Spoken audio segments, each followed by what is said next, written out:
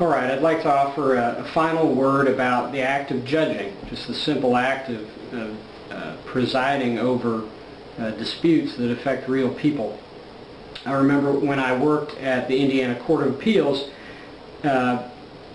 my judge, Judge Mark Bailey, would consider, like every other judge on the Court of Appeals, cases like crimes against children, crimes of any type, but crimes against children, and a type of case called termination of parental rights, which is a lawsuit by which someone, frequently the state, comes in and says this person should not have the right to parent or have a relationship with this young person. Those are very tough to see. They involve very difficult scenarios, and I remember there was a month or a 6-week period where I had a whole string of cases that involved violence against children. And I remember walking down, there's a room in the State House where there's stained glass and a piano, and it's meant to be a room of contemplation. Obviously, because of First Amendment issues, Establishment Clause issues, it cannot be a room that endorses any given religion, and yet you will see religious texts in that room, if memory serves correctly. Anyway, it's meant for the public and anybody participating in the process to take a moment to reflect. And I remember going down there one day and just kind of thinking through this very, very unfortunate set of cases that I'd had occasion to help my judge with. To this day, I cannot draw a bath for any of our children without thinking of this one case.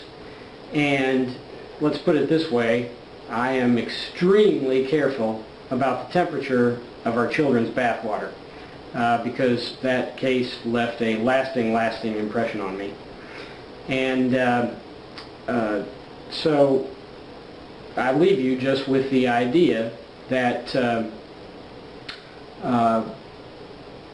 even for judges, these can be quite personal matters. The primary task of a judge is to act, obviously, without favor to either side and simply apply the law, the relevant law, to the facts best established by the evidence in the record. Doing so day in, day out is not necessarily an easy task.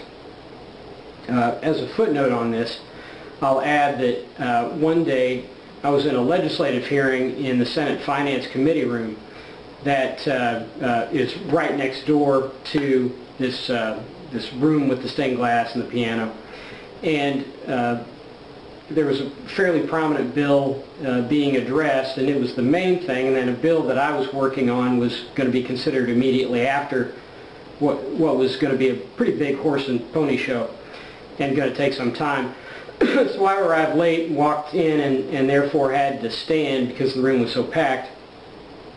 And I walk in, and all of a sudden I could hear, and I assume almost everybody in the room could hear, the piano next door going, "Heart and soul, I fell in love with you." Anyway, it was pretty absurd. I caught the eye of this television camera guy who happened to be standing on the wall next to where the piano was, and just goes to show you never know exactly what's going to happen in the State House. I forget who was presiding that day. It was either Senator Kenley or Senator Boris, depending on when it was.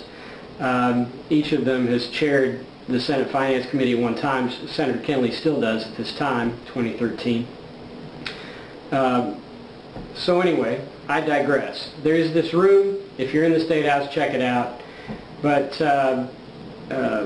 in policy and in legislative scenario and in the judicial scenario, you never know what you're going to face, and indeed working on these issues day in, day out can be more stressful than it appears at first glance.